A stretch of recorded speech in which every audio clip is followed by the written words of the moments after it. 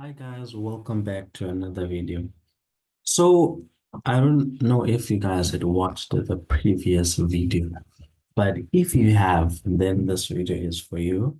And even if you haven't, you can always go back to that one and come back to this one, right? Before I make one for next week, right? So on this video, guys, I will just be going over the trades from last week or the analysis that I made from last week and also polish on how it went out. You understand?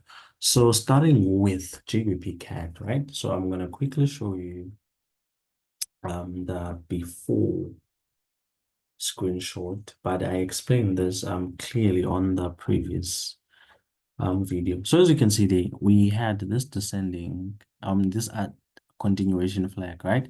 But I also did emphasize the fact that we did not necessarily need to have those trend lines because on the weekly time frame or even on the higher time frame, I was clear already about what was going to happen going into the lower time frames throughout that week, right? So this is the before structure, and then this is the actual chart. As you can see, nothing has been altered. It's exactly the same, and also how I just anticipated it.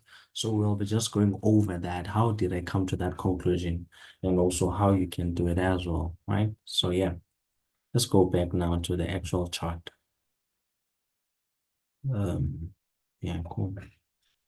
So now this is the actual chart, right? But I'm not gonna focus here because if you remember, I said that I was happy to start over. So I'm gonna go to the one that I analyzed from scratch because I don't want to erase this analysis. So it was this one, right? So let's quickly go back. So you would remember that I said on the daily time frame, I mean sometime last week, right? I highlighted the importance of this level, right? Because you can see here we rejected, we're supposed to again here, but we missed by a small margin. Then it also came for the fourth time after this one. And then for the fifth time is when the buyers managed to get the strength to actually break this resistance line. You understand? Which is it turned it into support.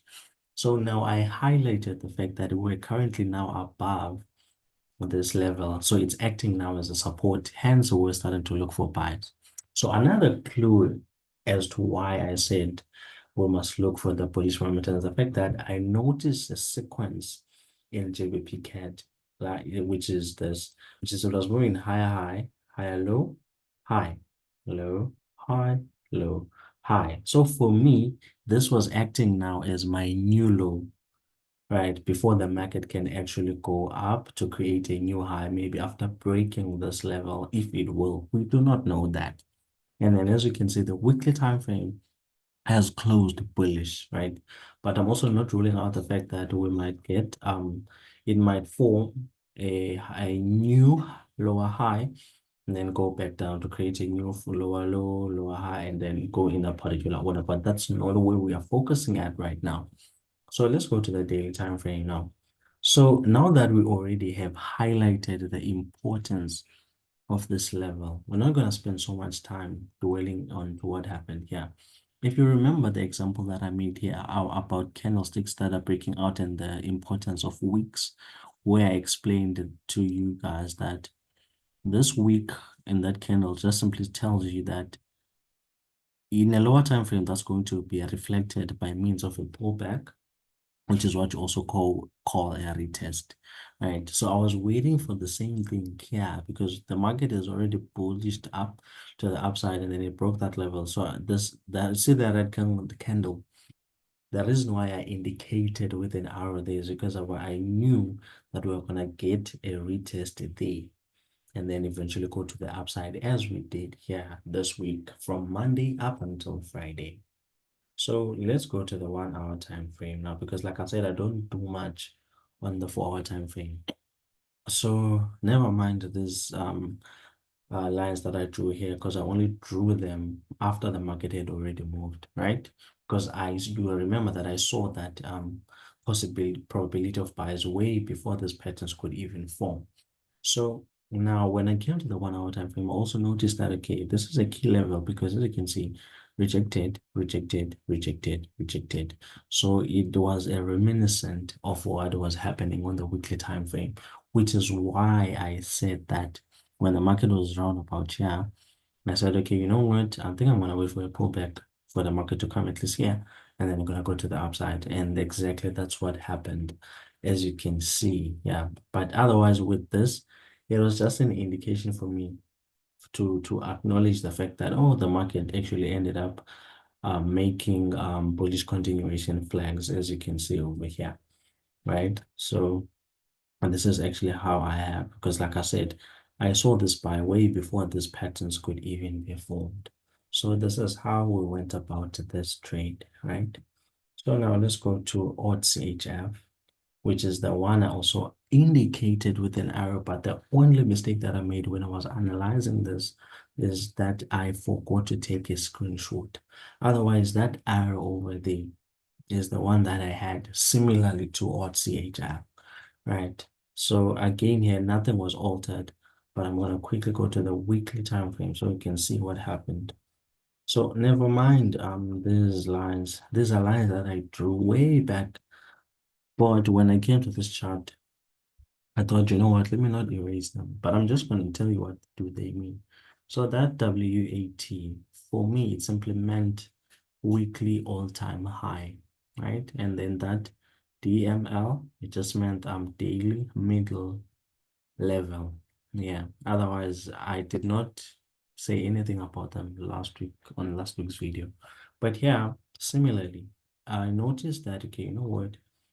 The market, if we look from this level, right, it was acting as a resistance, and then you managed to break. So, which is this was a high high, so high low, high high, high low. So I said that on the previous video, I was gonna wait for this market to pull to go up to form what I think would be a higher high, which is I think I thought that the market was gonna, I saw that the market was gonna go to the upside in order to create that high if it will, but it can also reject from there. We don't know. So as you can see here, high, low, high, low. So from the fact that we're coming from a higher low, and also we have that candle, and with that candle, the market had closed above this level, if you look at it carefully. So this simply meant that now we turned that level now from resistance to a support level. So that is how I went on about it. And then when I came here again, if you remember correctly, I said that, okay, you know what, because we were somewhere about here. And then considering this previous candle, this candle had closed above this resistance level, you understand? So all that was meant to happen was for the market to retest the and actually push furthermore to the upside. And that is how I came to the fact that, okay, you know what? I'm just going to wait for the market to pull back at least to that area by means of a retest, and then we're going to go to the upside. You see, guys, nothing much complicated. It's just purely understanding or identification of key levels and understanding of candlesticks and what do they actually mean. And just understanding series of your higher lows and your high, which is a basics basically. Your high lows, lower highs and lower lows, your triangles and everything like that. So that is all I applied it here, right? So as you can see here, this resistance or daily middle level was broken. So immediately, this candle is way too high for you to buy there. So if you buy, it's worth the waiting for the retest, because the market, guys, does not move in a linear fashion. It does not move in a straight line. So it was very important for us to wait for that pullback, as I did here and indicated with an arrow. And then it actually went to the upside. So that is how I caught the buys over here. Because again, I saw that, okay, this is a higher high, higher low, higher high, higher low, higher high. So this is why I put it here, because I was weary of putting it in that white level, because I was thinking about the stop loss should it not went in my favor. But yeah, guys, the importance of understanding the direction from the higher time frame for me helps in moments like this, because somebody else could have easily said, okay, you know what? This is an ascending channel, right? So what is it that another person was going to say? So another person could have said, This is an ascending channel, and then from my knowledge, once you see something like this, it would simply mean that the market now was going to be a reversal, it was going to go to the downside. And I totally wouldn't blame them if how they see the market and trade it could have made them get to that conclusion. You understand? So, but for me, and also for what I have analyzed from the previous time frames, is why I could even in the midst of all this, I still felt that the market was going to go to the upside, right? Because the truth is, we see the market differently. We are not against one another, but we just must acknowledge that people view and see the market differently. So, just a small clue going to the following week. Sorry, the market might just, excuse me, just might now be changing direction. Because you can see this was the higher low, higher high, higher low, higher high, higher low, higher high, higher low, higher high. So I said higher high, higher low, higher high, higher low, higher high, higher low, higher high, higher low. So this low has been broken, and then the markets went to the downside, and they need to retest it now off of it. So if we are not to continue with the sales, then it simply means that Audchf in the following week we'll be looking for sales. You understand? If ever that is what is up, but I am yet to analyze for next week, right? So now let's go to GBP USD GBP USD GBP USD.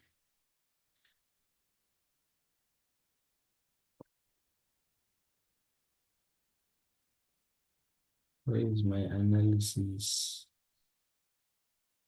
Where is my analysis? All right, all right, all right. So yeah, guys, now let me take you way back now, because this one, this one. So remember, guys, I'm gonna be honest with you. Those who watched the video will remember that I said there was a potential for GBP USD to be a sell.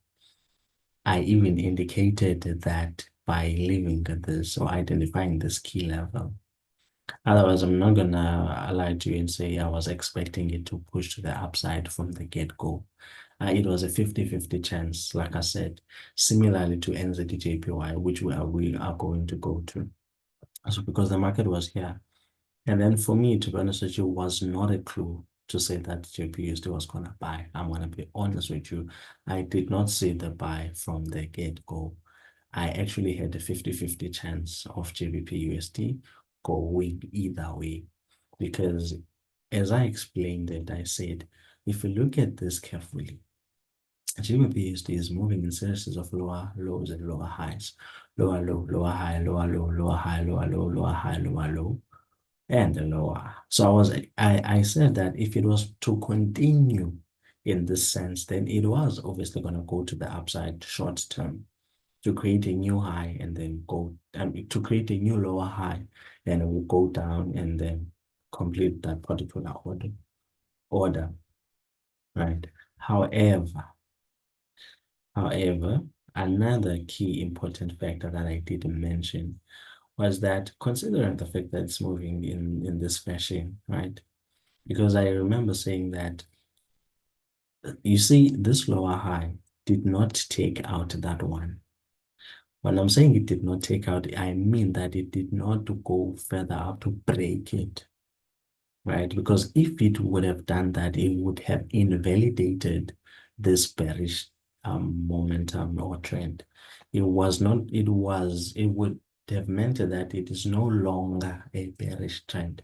Should the market have went further up and broke that line, you understand? So, like I said, this low did not break that one.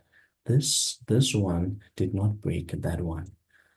But if you remember me explaining this week, I said the reason why the market could potentially be a buy is because if you look at that week, the market, it simply means that got enough strength, and then it broke this high, which is unlike the other ones, because this one did not break that one. This one did not break that one. But now this one broke that one, which now has invalidated this bearish trend. This simply means that this bearish trend is now no longer relevant. That is what it means. That is how you get your bullish continuation flags, your bearish continuation flags, or even the breakout and the retest. It happens at the break of the previous low. You understand what I'm saying? If it's a bearish trend in this or in this sense. Because here, alternatively, we could have had a trend line going like this, which now makes a lot more sense as to why the market ended up being a bullish market, because this last low was broken.